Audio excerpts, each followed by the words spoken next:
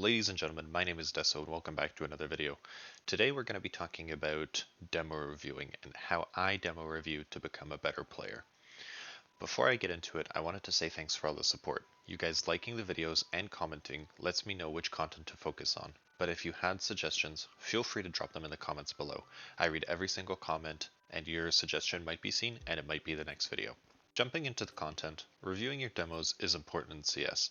It is the same as self-reflection, as it allows you to take a step back and look at your games from a macro and a micro point of view. Let's break down what I mean by macro and micro. Individual macro gameplay refers to the bigger picture. The best way to look at it is that you aren't going to change your macro style quickly. It is something that you need to review to understand areas of improvement that need to change. And to keep it simple for the non-IGLs, as that is a different topic entirely, the macro you can break down into 4 important and simple pieces. The first piece is communication, how you communicate to your team. The second is positioning. How are you positioned in rounds? Are you playing spots you are comfortable in and that you have the best chance of success at? The third is utility. Am I using utility to its fullest effect, or am I throwing smokes, flashes, mollies, and HEs without a real purpose? Fourth and finally, we have aim. Where are you positioning your crosshair most of the time? Is it at a headshot angle, or are you aiming at the floor when you clear angles? Those 4 pieces should help you understand what I mean when I say that macro is not something that changes easily, as you will have tendencies you are going to bring into all of your games. Focusing then on the micro gameplay refers to the communication, positions, rotations, utility, and overall decisions you have made on a round-by-round basis. There is no quick and easy way to adjust your gameplay without thorough demo review.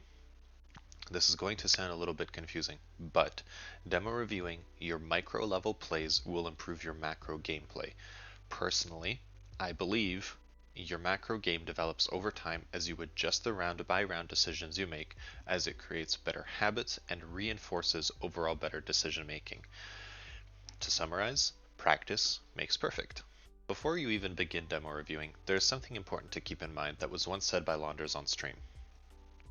Went something like, if you are going to be playing your games, play them with the knowledge that you'll be watching it later on, because how you're going to play and how you're going to make decisions is going to change a little bit when you know in the back of your mind that you're going to be watching it. You're going to be a little bit more careful. Hey guys, Future Deso here. I totally forgot to say how I watch my demos. I actually use a CSGO demo manager. I do not use CSGO integrated demos. CSGO demo manager lets you kind of analyze your games in a little bit better of a fashion. It gives you a rating. It breaks down really. Honestly, it's linked in the description below. Use it. You'll find it great. Catch you guys later. Enjoy the rest of the video. When I review my demos, I normally focus on one aspect of my gameplay out of the 4 macros listed above. However, I don't always just focus on one at a time. Normally what I do is I'll bundle them. So for example, positioning is probably one that you can do by itself, because that's a pretty big ask to focus round by round on what you did and what decision you made to kind of move around the map. So, for example, communication. Communication is kind of something that's very broad and generalized. You don't always have to focus on it by itself. What you can do is you can focus on communication and positioning. Did you communicate your positions, etc.? Did you communicate teammates' positions, enemy positions, etc.? And then utility usage. Did you communicate your utility and where you're throwing it? Did you communicate your aim, for example, where you were holding to allow a teammate to go up? And then eventually it's like positioning and utility, where you position properly, like say you're a B anchor and you're throwing, that's kind of what I mean when I say you can start bundling them together. And the nice thing about having a 4 macro approach is that eventually, once you start getting comfortable at bundling more and more of them together, you'll be able to eventually watch a demo and keep all of it in the back of your mind, so that way you don't have to rewatch a demo multiple times to kind of understand what went wrong. So let's break it down further from here. First, we have communication. Communication is something that I focus on, usually with one of the other 3 macros, just to get a better understanding of how I communicate with my team about what I am doing. So am I communicating my positions, or have I rotated off a position so that my buddy can cover? It's also just as important to tell your team where you died and where you died from. So if you died mid on Inferno, where did you die from? Did someone push into apartments and kill you from bedroom? Did they swing from boiler and kill you, or did they swing from arch and kill you? All of that information needs to be passed on to your team. Are you communicating your utility usage? Are you throwing a flash and blinding a teammate, or did you communicate and allow them to turn away? Or most commonly, 3 of you are top banana on Inferno, and you all smoke CT by just chucking it. Like, now you have no utility for the post plant, feel free to talk to each other about that. Keep in mind, it is also just as important when you miss utility that you communicate it, because a false sense of security can be just as deadly to a team as not having thrown the utility at all. And then, are you communicating where you are holding and aiming to allow your teammate to scale up a portion of the map without having to worry about multiple angles? The communication piece is more about what information did I pass on to my team, or did I fail to give my team? Break it down into simple yes or no to keep it easy on yourself. Did you tell your team that you heard someone in bedroom on Inferno? Yes or no. Did I tell my team where I died from and where I died from? Yes or no. Did I rage at a teammate instead of communicating a trade potential? Yes or no. And did I tell my teammate where I was holding to allow them to scale up a portion of the map? Yes or no. Once you start breaking it down, it becomes easier to narrow where your communication is lacking, and you will start seeing big holes that need to be patched. Let's move on to positioning. Positioning is really all about where you are playing and how you are playing that area. Let's give an example of my positioning at mid window on Mirage. When you play mid, the responsibility is that you hold mid through a couple of various means. When you demo review, did you literally sit in window the entire time, or did you shake it up and occasionally go aggro underpass for an easy pick? Did you throw the one-way in window, bottom mid bench, or underpass to have an easier fight towards the top mid boxes? And along with that, are you using mollies and HEs to damage and displace the T side from their little hidey holes top mid? What I typically look at is how static versus how dynamic I was in the round to help our team secure the W. Now, it's also important. That is a very dynamic role being mid-window on Mirage. If you are the B anchor on Mirage, what you're looking for is, were you prepared for when the eventual B hit came in? Or as soon as you see a piece of utility being thrown on A, are you rotating off and allowing people to lurk out and get B site for free and shooting your cat player in the back? You have to be really careful with how you're playing your rounds, and if honestly the best piece of advice that I can give anyone is, if you're new to a position, watch a couple of pro demo reviews, because once you start watching how all the other pros and players, maybe you have a favorite streamer that likes to play it, once you start watching how they're playing it, you can kind of form an idea of how you want to play it, because the beauty is you can take from every single person that you watch and make it into a system that works for you. Another important factor in demo reviewing your positions is when you've died or gotten a kill. Think to yourself, what factors led me to getting X in that situation? If you died, did you over aggro with no utility or teammate to trade? Or did you over peek? Did you make noise that let the enemy find out where you were? Are you playing the same spot round to round, making it easy to predict where you're going to be playing from, easy to molly, nade out, etc.? Inversely, on the T side, are you continuously banging your head against a brick wall and wondering why you've died 6 rounds in a row? I'm pretty notorious for this in my pugs on Inferno, because oftentimes teams don't like to take banana control on the T side, but I'll try to do it myself, and I'll do it like 3 or 4 times, and I'll die continuously, and then I'll bitch that no one is coming to take banana with me.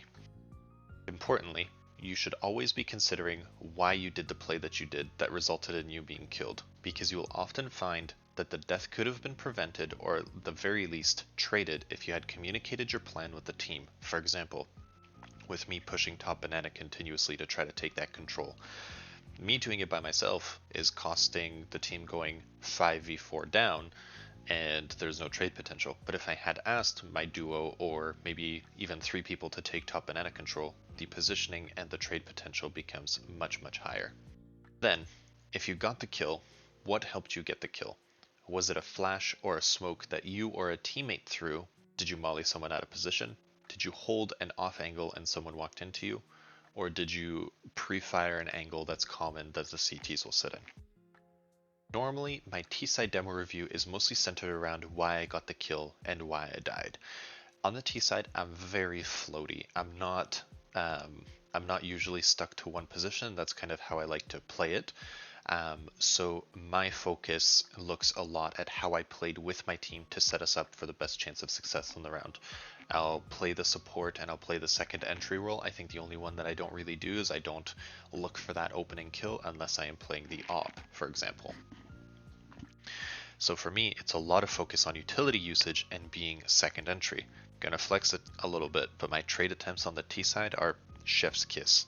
Thanks Ludify for that info. You know, I'm not sponsored yet, but my Twitter is linked in my description if you want to get in touch with me. Now moving on to utility.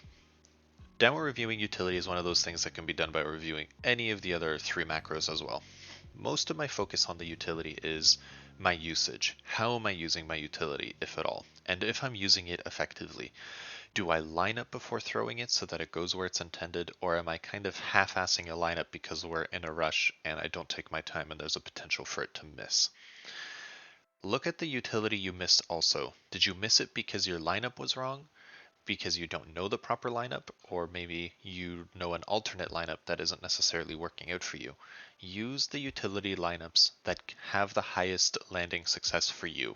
You might see a really cool smoke being thrown by a pro, but it might not work for you because they're using set pause or however crazy ass thing ROPS has figured out in the last 24 hours.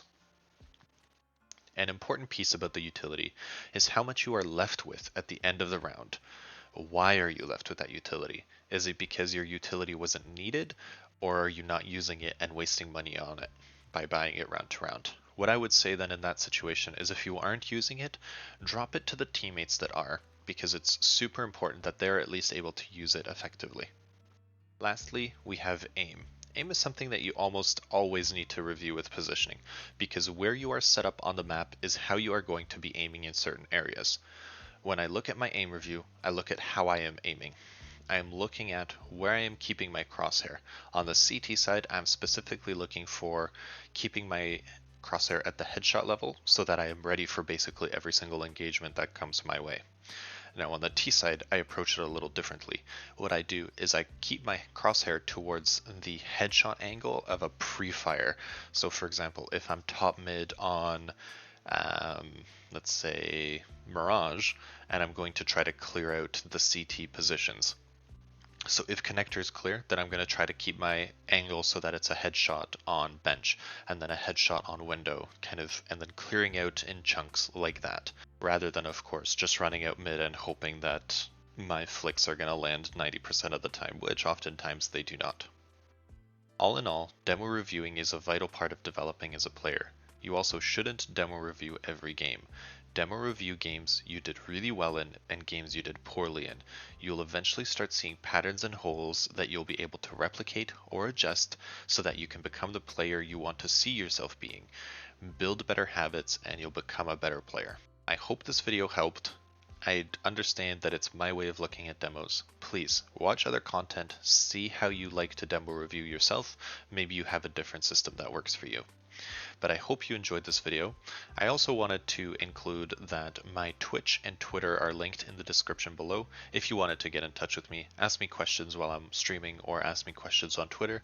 I am super open to communicating with everyone that way as well. And of course, always leave comments because those are super appreciated as well. And I read all of them and I'll reply to all of them.